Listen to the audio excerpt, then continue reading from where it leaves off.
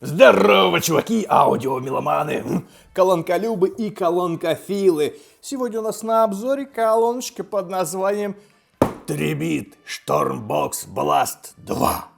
Да, вот такая вот здоровенная бластерная пушка, уничтожающая всех и вся конкурентов на своем пути.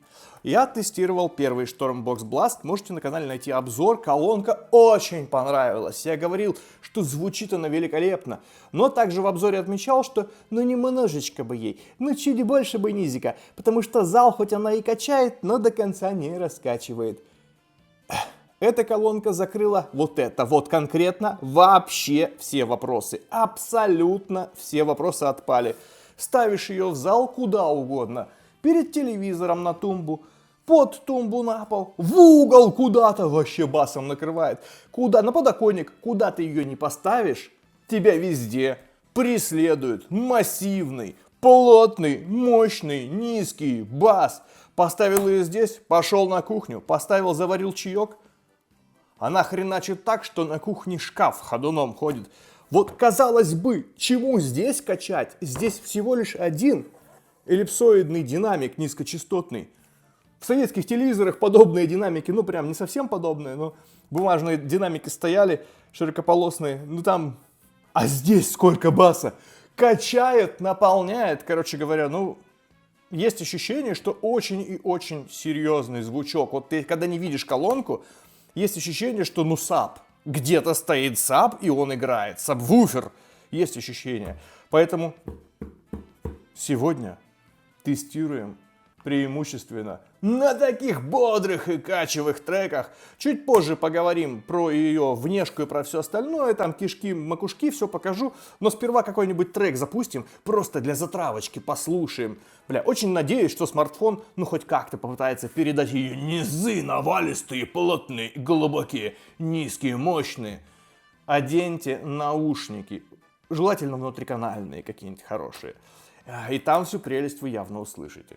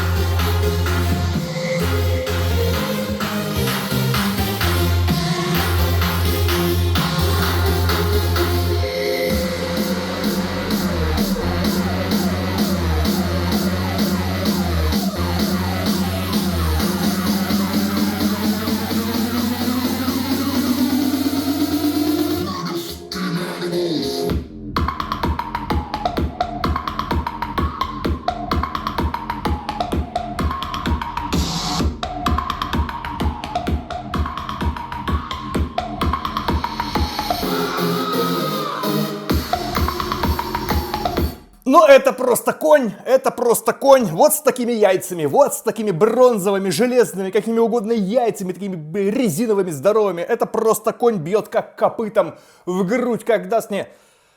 Конечно, преувеличиваю немного, но в течение дня я ее тестил. Колонка стояла перед телеком на тумбе. Я сидел на диване тут в 3 метрах от колонки. И когда ты ставишь громкость процентов на 70 от ее общей мощности, она ебашит так, что ты сидишь и ощущаешь волны низких частот, которые, казалось бы, откуда им здесь идти? Тут эллипсоидный динамик вот такого пиздюшного размера. Ты сидишь на диване, и она охренеть как качает. И дело в том, что когда-то у меня была колонка LG FH6. Это такая дура, такая великолепная, красивая, мощная, качающая. И та хреначила так, что дыхание сбивало, как сказать, не то что сбивало, но ты ощущал волны вот эти низкочастотные, тебе аж некомфортно становилось находиться в одной комнате с этой колонки. Что он так ебашил, что у тебя аж просто...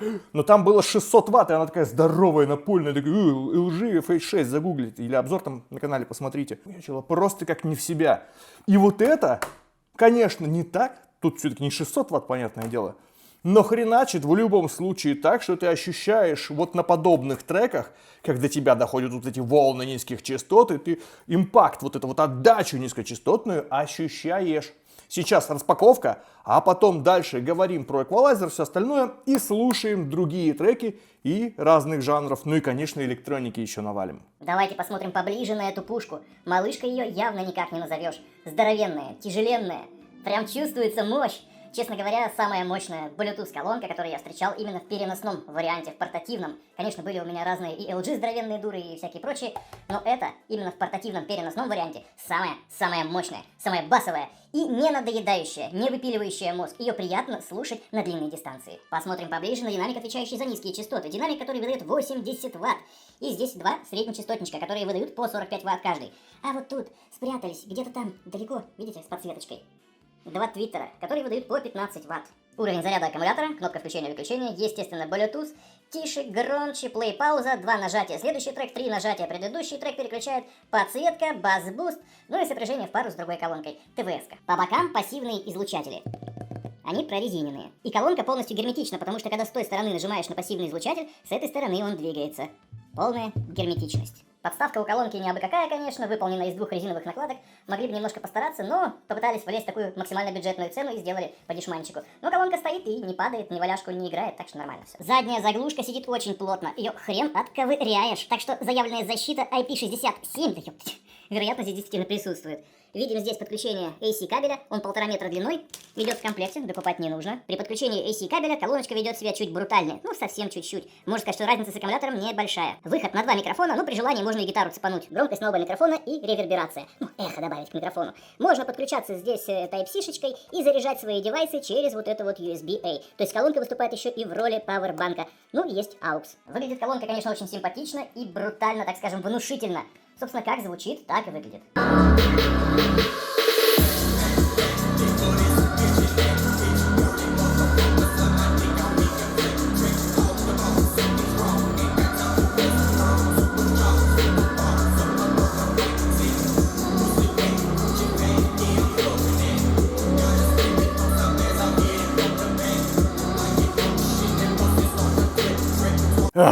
Кайф, кайф, кайф, кайф, кайф.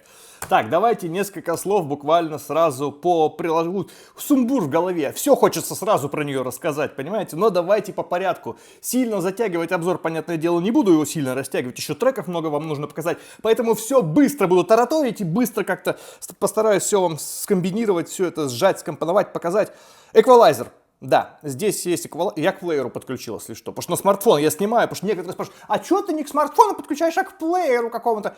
Потому что, плеер, потому что смартфон снимает, на что еще, к залупе, что ли, подключать? Если плеер подключаю, потому что здесь музыка у меня в плеере, ну и приложения всякие разные. То же самое приложение 3-бит к этой колонке. Ну, у кого есть хоть одна колонка 3-бит, все прекрасно знают про это самое приложение. В общем, здесь что у нас есть? Эквалайзер. А вот и мой эквалайзер. Я не стал ему выдрачивать средние частоты, я не стал ему делать там всякую лестницу, пилилово всякое. Оставил серединку в покое, потому что некоторые жалуются на то, что колонка играет грязно. Люди просто накручивают бездумно. Выворачивают там 150, 300 герц и везде делают лестницу. Но люди просто не понимают, что это добавляет грязи и каши в звук. Не трогайте эквализацию в области там 250-300 герц. Не нужно этого делать, иначе колонка будет играть грязно и кашеобразно. Поэтому не трогайте там эквалайзер. Я не трогал вот этот вот среднечастотный сегмент, только верхушечки. Там понемножечку, только низы, чуть-чуть там где-то накрутил, все чуть-чуть. И вот в чем отличие моего эквалайзера от стройки. У меня хорошо звучит вокал на колонке, и хорошо низы звучат, и хорошо верха звучат. То есть на моем эквалайзере все великолепно и прекрасненько. Я читал некоторые комментарии, когда люди говорят, ну там, понимаешь ли, дешевые динамики стоят на верхних частотах, сэкономили, поставили дешманские динамики, поэтому они не такие детальные, не такие звонкие, не такие чистые, прозрачные, как в первом бласте. Вы что думаете, разработчик такой наивный, ля-ля дурачок, что типа не понимает, что ой, мы сейчас тут сэкономим, дешманские динамики поставим, а колонку будем дороже продавать? Да, вовсе нет. Вовсе нет. Здесь хорошие, нормальные динамики стоят. Просто еще раз говорю, у нее другое предназначение. У нее предназначение не быть какой-то кристально детальной, а быть бас-пушкой. Звук здесь достаточно детальный, в меру. Колонку приятно слушать. Она напоминает вот эти вот здоровые музыкальные центры, мультимедийные, которые сейчас продаются в торговых центрах везде. Ну вот эти бумбоксы, вот это вот. Оно по звучанию, в принципе, напоминает. Да, понятно, у JBL там он более дорогой, так скажем, более изысканный, если можно так сказать, звук. Но там и ценник в 2-3 раза больше, понятное дело. Здесь как бы получаем такого бюджетного сегмента колонку и ни хрена не бюджетную мощность и низкие частоты, довольно прилично качества, опять же, звук. Там за третьим перекрестком и оттуда строго к югу всадник золотою саблей в травы густо сеет звезды, слышишь? Грозди роняет небо, из прорек зерном сольное, горные лихие тропы, покрывая пеленою, дороги сплелись в тугой клубок влюбленных змей, и от дыхания вулкана в туманах имеет крыло, лукавый, смирись, мы все равно тебя сильней, и у огней небесных стран сегодня будет тепло. Причала, сизый парус, белый дерет небо от начала до рассвета рваной раны, слышишь? Море омывает шрамы, осыпая крупной солью струги цвета бычьей крови, словно память древней боли, дороги сплелись. Протестировали колонку в электронных жанрах, протестировали в вокально-фолк-роковых вот этих красивеньких. Все хорошо. Со своей задачей бас-пушки она явно справляется. I'm holding very tight. I'm riding in the midnight blue.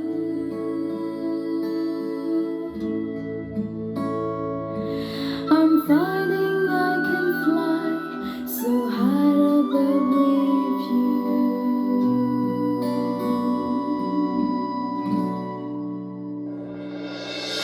Children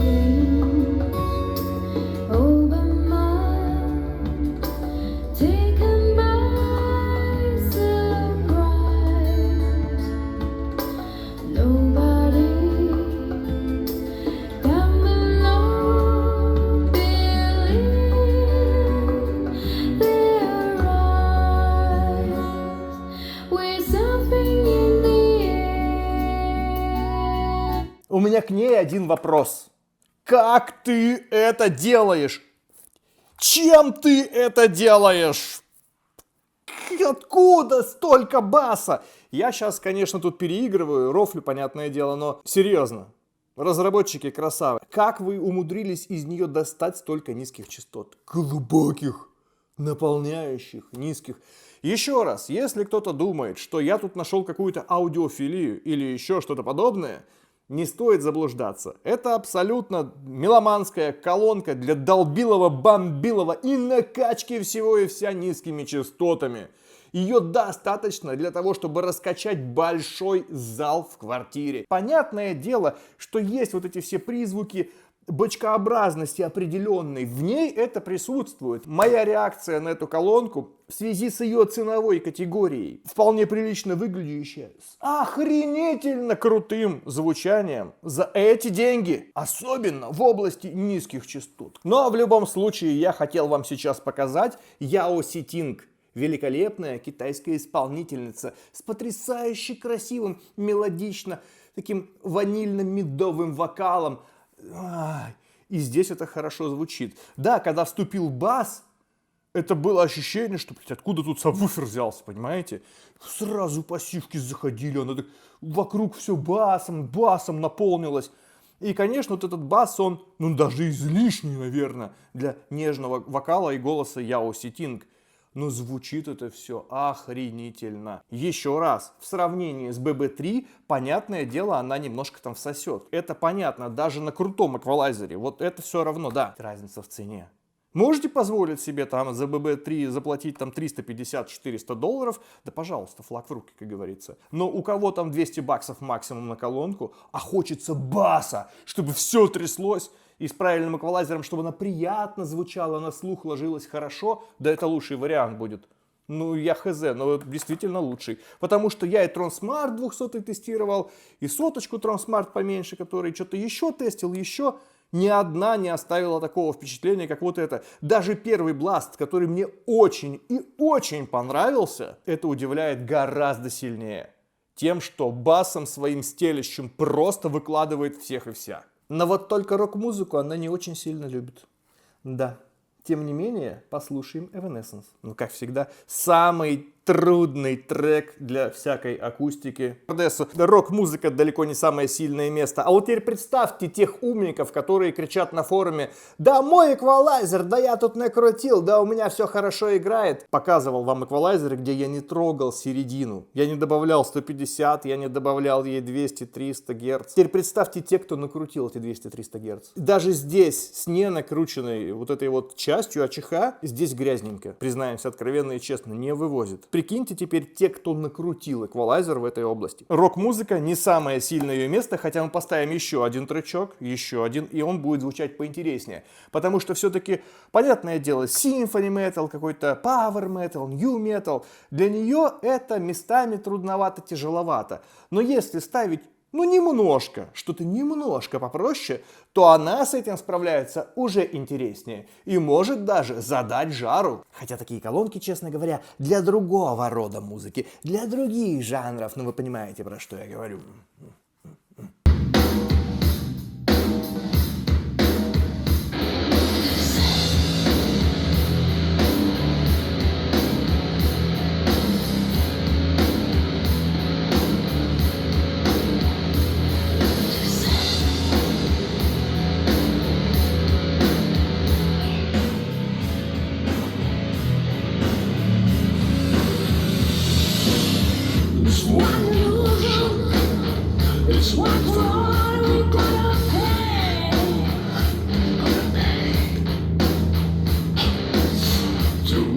Видите, какая разница? Казалось бы, музыка-то и не сильно легче, тоже довольно тяжелая. И что получается? А получается то, что здесь все-таки поменьше агрессии, поменьше скорости, поменьше инструментов. И что? И она уже справляется значительно лучше. Поэтому не слушайте на ней death metal, не слушайте на ней new metal, какую-то альтернативу скоростную.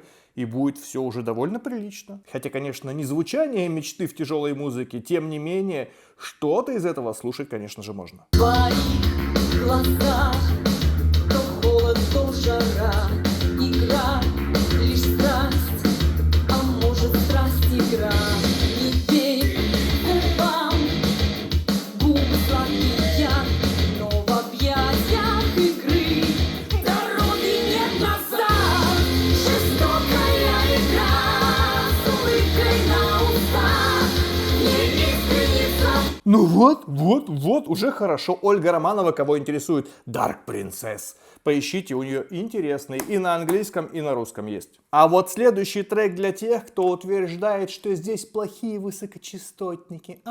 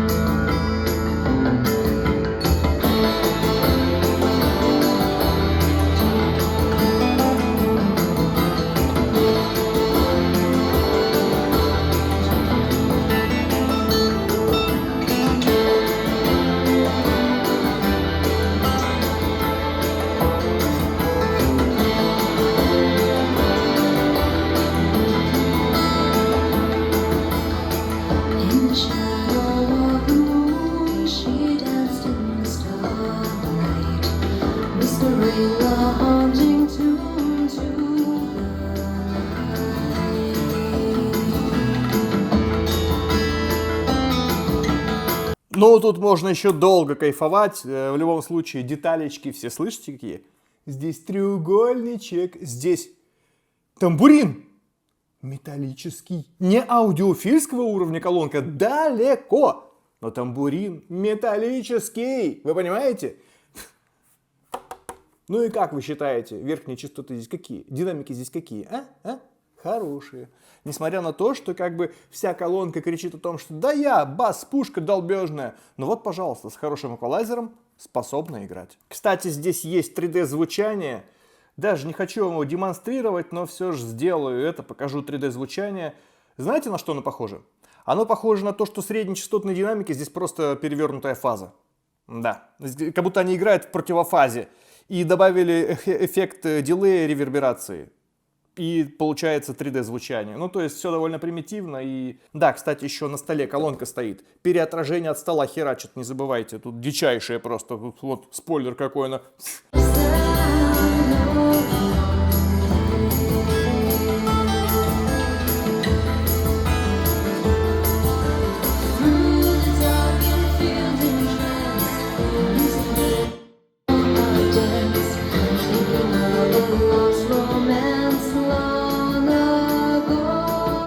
Бывает где-то забавненько, но не более того. И прикольно вот где бывает. Если ставишь какую-то релакс-музыку, типа там птички, лесной фон, какая-нибудь пианинка, ты-дынь, фють-фють-фють-фють, и ты ставишь вот этот вот 3D-режим, тогда комната наполняется всем этим. Ну, это как волшебство перед сном, такой релакс можно поставить. И там вот этот 3D, он действительно, это интересно звучит. Но когда на музыке все это гоняешь, ну, это трэш, конечно, какой-то. Но опять же, стихия этой колонки...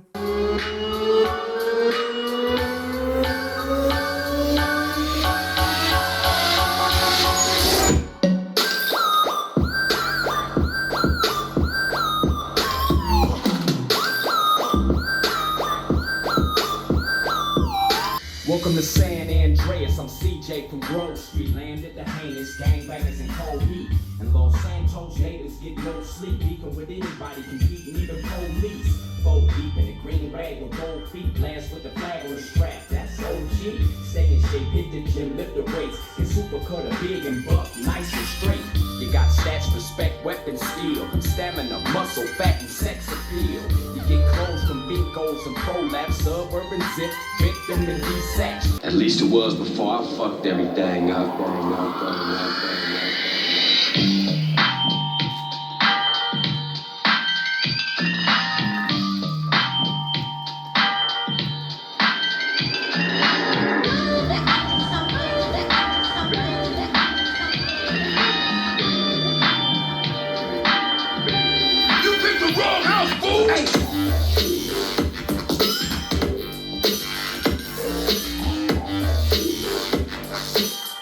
Мощь дует, задувает, качает, да. Вот ее стезя, вот ее стихия. Электронная музыка всевозможных стилей и направлений. Понятное дело, я вам продемонстрировал, можно и рок послушать, можно и вокальное что-то послушать, но ее настоящая стихия — это ебашить бас. Просто бас.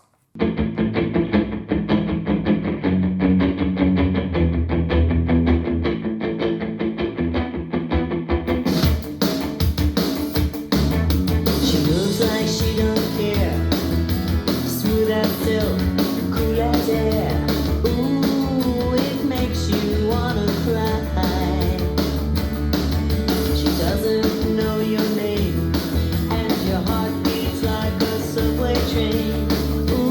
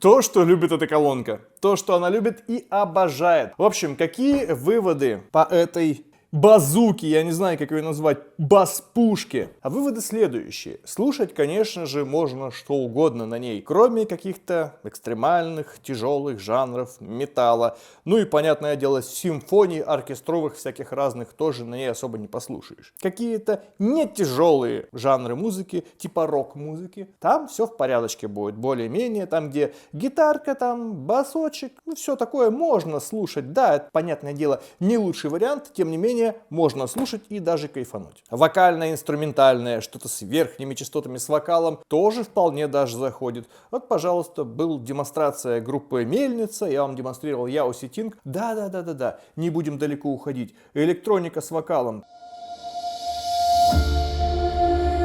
You don't have to win.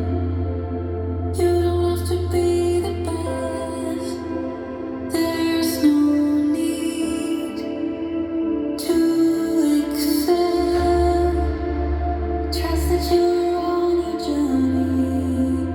Trust that you'll find your place.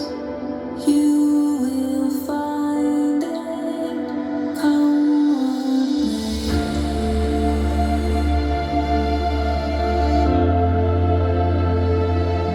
You will find it. Come on.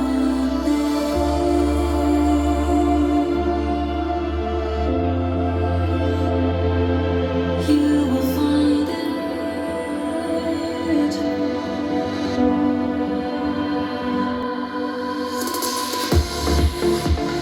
You don't have to fight. You don't have to make it right. All you